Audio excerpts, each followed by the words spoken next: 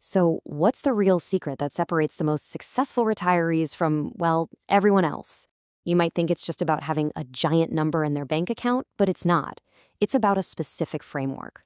Today, we're going to break down the 5 types of retirees who make up the real top 1%. Okay, let's just jump right in with a paradox that might mess with your head a little. How on earth is it possible that retiree A with a $2 million portfolio is stressed out and actually at risk of running out of money, while retiree B with only a quarter of that feels totally secure and can live comfortably for 30 plus years? I mean, it flies in the face of everything we're told about retirement, right? And that's the whole point. The real difference maker isn't the raw number. It's a framework, a set of 5 core characteristics that define the truly successful retirees. And here's the best part. Every single one of these is achievable for you. It's time we stopped chasing some magic number and started focusing on building these elite strategic advantages instead. All right, let's start with the first one, and it's a big one. This group has a true financial superpower in retirement. Let's talk about the debt-free homeowner. This is absolutely foundational. So what does it really mean to be a debt-free homeowner? It means you've wiped out what is, for almost everyone, their biggest, most relentless monthly bill. Now, I know the argument. Some people say you should invest that money instead of paying off a low-rate mortgage. But for this top 1%, the security of owning your shelter, no matter what the stock market does, well, that creates an unshakable financial fortress. And that peace of mind, you just can't put a price on it. Now, if you want to put a price on it, this is how you do it. Let's just run the numbers. Let's say your mortgage was $2,500 a month. That's $30,000 a year you no longer have to pull from your investments. Well, using a pretty standard 5% withdrawal rule, you would need an extra $600,000 in your portfolio just to cover that payment. So paying off your home is basically the same as instantly adding over $500,000 to your nest egg. It's huge. And the benefits just keep stacking up from there. It's not just about getting rid of that payment. Suddenly, your home equity becomes this massive strategic reserve you can tap in an emergency. The property itself is a fantastic hedge against inflation. You also unlock something called geographic arbitrage, which is a fancy way of saying you have the option to sell a pricey home and move somewhere cheaper, pocketing a ton of cash. And maybe most important of all, it allows for a way safer withdrawal rate from your portfolio, making your money last so much longer. So what's the game plan? If you're 5 to 10 years out from retirement, start looking at ways to accelerate that payoff. Biweekly payments, throwing bonuses at the principal, it all helps. If you're just a few years away, try to line up that final payment with your retirement date for a huge psychological win. And if you're already retired but still have a mortgage, it's worth taking a hard look at whether a lump sum payoff makes sense, not just for the math, but for that incredible feeling of freedom. Okay, moving on to our second type. This one builds on the first, but it's not about what you own, it's about what you don't need. Let's meet the lifestyle optimizer. A lifestyle optimizer has mastered one of the most powerful financial skills on the planet: how to live a rich, full life on less money. Now, this isn't about being cheap or depriving yourself. It is all about being intentional. These are people who understand that true wealth isn't just a number in your account, it's the size of the gap between what you have and what you need. The wider that gap, the wealthier you truly are. You know, this reminds me of a story about a guy named Marcus, a retired postal worker. He had a guaranteed income of about $3,200 a month, a condo that was paid off, and some modest savings. And guess what? He built an amazing life on just $2,800 a month. He was golfing, volunteering, spending tons of time with family, and the best part? Because his spending was so under control, his investment accounts kept growing in retirement. He was the living, breathing example of this principle.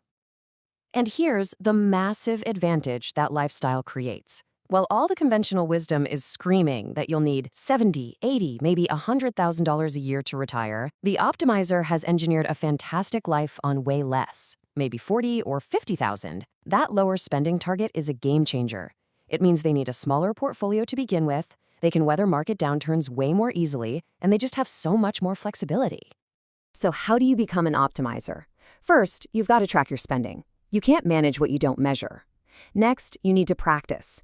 Try a test drive of your retirement budget for a few months before you actually retire. A really great exercise is to find 3 high-cost, low-value things in your budget and just cut them.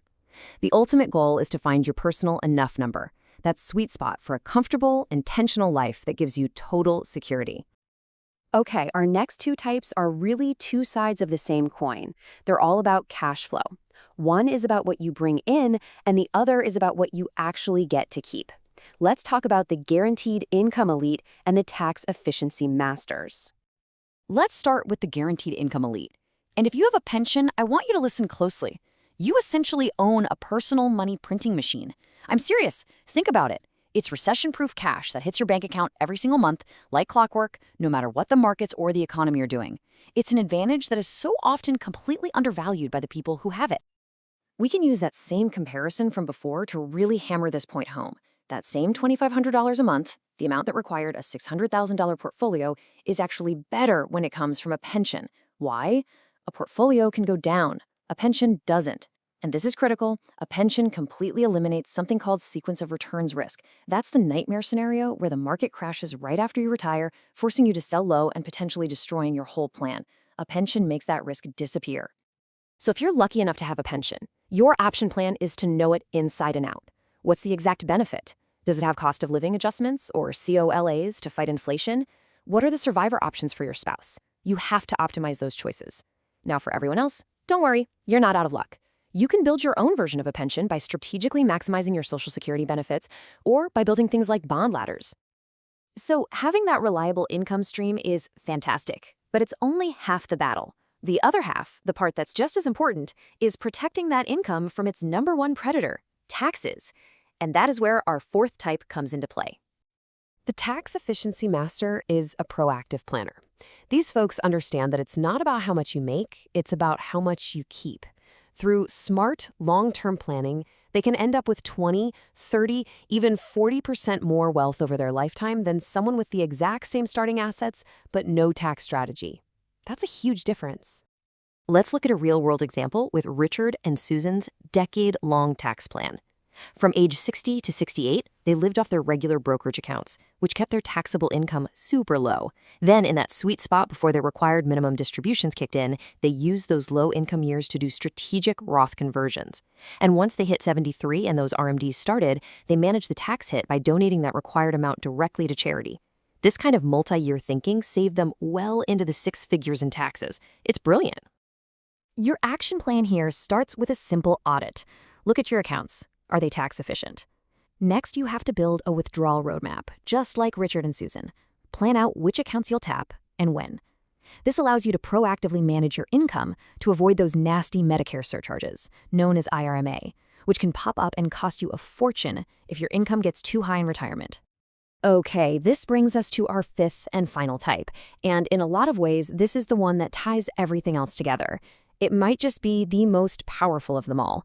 Let's talk about the adaptive strategist. I love this quote because it just nails the core idea. It's a bit of a paradox, right? The more rigid your plan is, the more you think you absolutely need some huge specific amount of money to get by, the more fragile you actually are. Real durable security comes from flexibility, the ability to roll with the punches. That is its own form of wealth. It gives you options, and options are what kill stress. And a core tool for the strategist is the 3-tier spending plan. It is incredibly simple, but so powerful. You just categorize all of your expenses. Tier 1 is your essentials: housing, food, healthcare, the absolute non-negotiables. Tier 2 is flexible stuff: dining out, hobbies, your wants. And Tier 3 is totally discretionary. Think luxury travel or big gifts, your wishes. Just knowing these tiers gives you a crystal clear roadmap for where to cut back, without any real pain if you ever need to. So the action plan here is obvious. Build that 3-tier plan. Then you can put in some simple guardrails, rules that tell you when it's smart to adjust spending based on what the market is doing.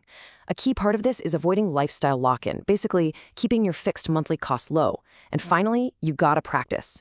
Once a year, do a flexibility drill. Try living on 10 or 20% less for just 1 month. Building that flexibility muscle before you need it is absolutely crucial. So there you have it. Those are the 5 types of retirees who make up the true top 1%. And it's not because of their net worth. It's because they've built specific strategic advantages that create real, lasting financial security. Let's do a quick lightning round recap. We have the debt-free homeowner with their financial fortress, the lifestyle optimizer who lives a rich life on less, the guaranteed income elite owner of that personal money printing machine. The tax efficiency master, who keeps way more of their own wealth. And finally, the adaptive strategist, who is financially anti-fragile. So here's the bottom line, the most important thing to take away from all this. The real 1% of retirees are not defined by a number. They're defined by having security, options, and peace of mind. And when you have those qualities, your exact net worth starts to matter a whole lot less. You've built a retirement that can actually withstand anything life throws at it. Look, the goal here wasn't just to throw information at you. It was to give you a whole new playbook. So the final question is really for you. Looking at your own life, your own situation, which one of these elite qualities are you going to start building first?